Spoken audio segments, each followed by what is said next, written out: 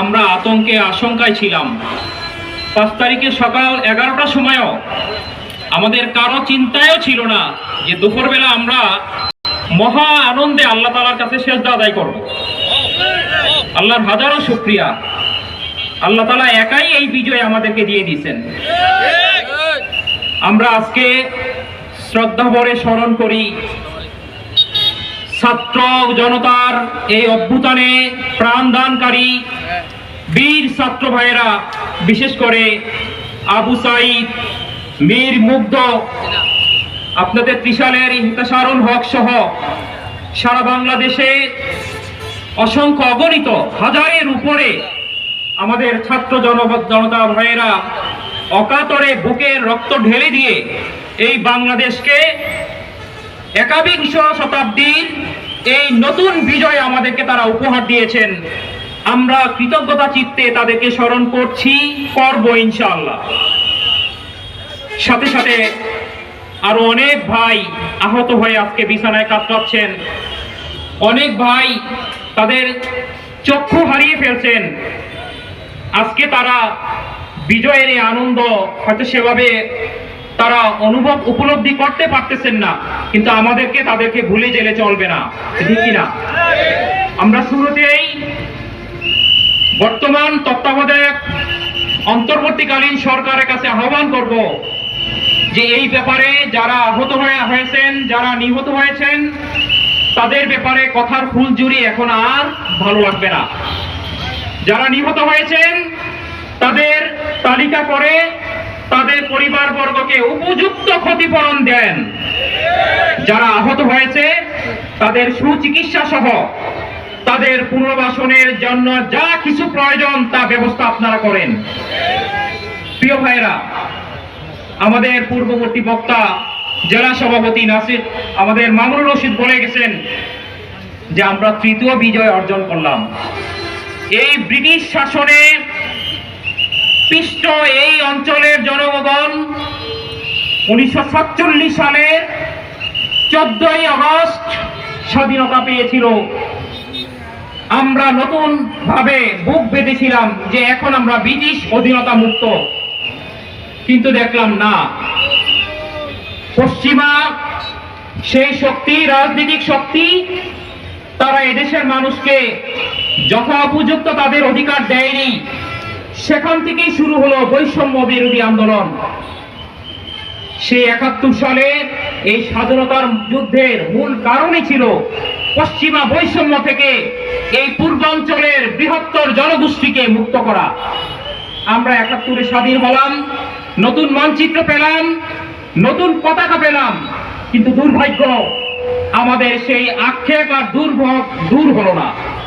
স্বাধীনতার পরপরই আমরা দেখলাম যে বাংলাদেশ তৎকালীন সময়ের শাসক এই কথা বলেন যে সবাই পেল পায় স্বর্ণের খনি, আমরা পেলাম চোরের খনি। আমরা বলতে চাই এই চোর কিন্তু জনগণের মধ্যে ছিল না, বরং এই চোর ছিল যারা শাসক তাদের আশেপাশে। এই স্বাধীনতার পর থেকে শুরু হলো বাংলাদেশের সম্পদ লুটপাট হওয়া। সেই লুটপাট কোন পর্যায়ে গেছে শুধু একটা কথাই বলতে চাই, আজকে বাংলাদেশে যে নতুন নবজাতক শিশু জন্মগ্রহণ করে তার মাথার উপরে 1 লক্ষ টাকার ঋণ এখন ঝুলতেছে।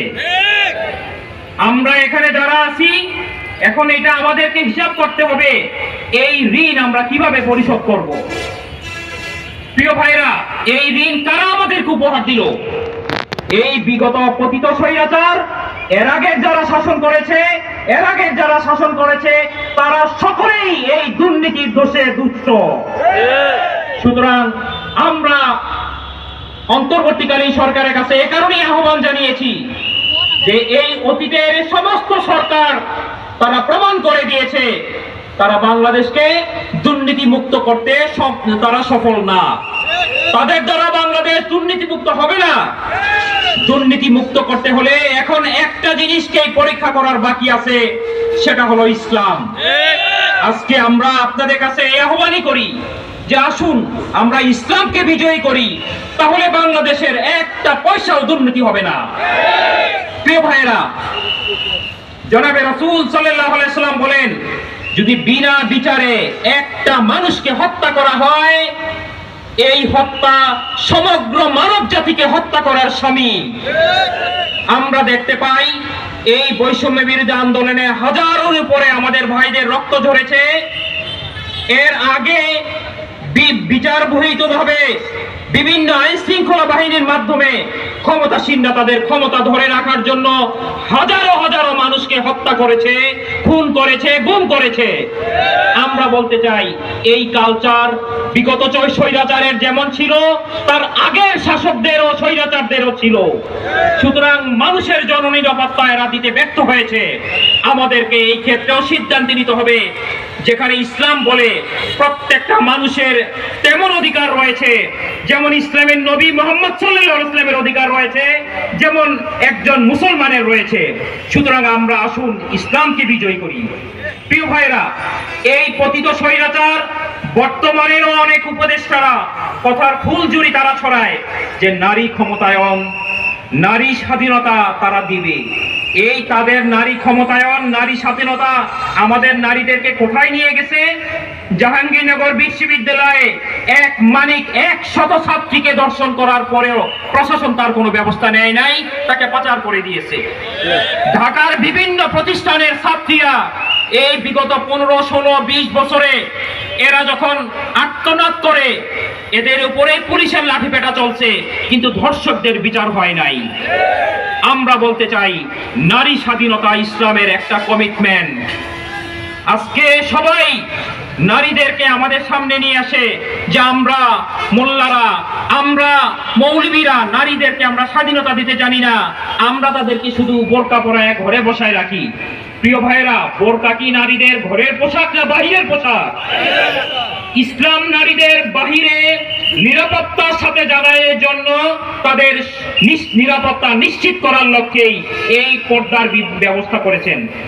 আমি আমার একটা ছোট্ট ঘটনা, আমার নয়, জনাবে রাসূল সাল্লাল্লাহু আলাইহি ওয়াসাল্লামের ছোট্ট একটি হাদিস বর্ণনা করি যে আজকে সমাজে ইসলাম প্রতিষ্ঠা হলে প্রচলিত সমাজগুলা যেখানে ব্যর্থ হচ্ছে, সেখানে ইসলাম কিভাবে সফল হবে আপনারা সবাই বুঝতে পারবেন। হাতেম তাইর ছেলে আদি ইবনে হাতেম তাই, তাকে জনাবে রাসূল সাল্লাল্লাহু আলাইহি ওয়াসাল্লাম একদিন বলেন যে আদি, তুমি যদি লম্বা হায়াত পাও, তুমি দেখবা এই মদিনা থেকে একদল নারী একা একই তারা সুদূর মক্কায় যাবে, ইয়েমেনের সানা পর্যন্ত ভ্রমণ করতে যাবে।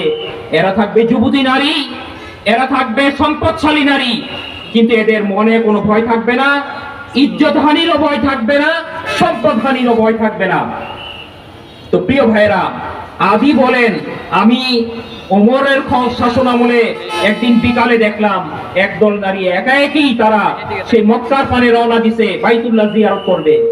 তখন বলেন আমার সাথে সাথে মনে পড়ে গেল এইটার কথাই তো আমার নবী সাল্লাল্লাহু আলাইহি ওয়াসাল্লাম বলেছিলেন যে নারীরা নিরাপত্তার সাথে পথে ঘাটে তারা চলাফেরা করতে পারবে।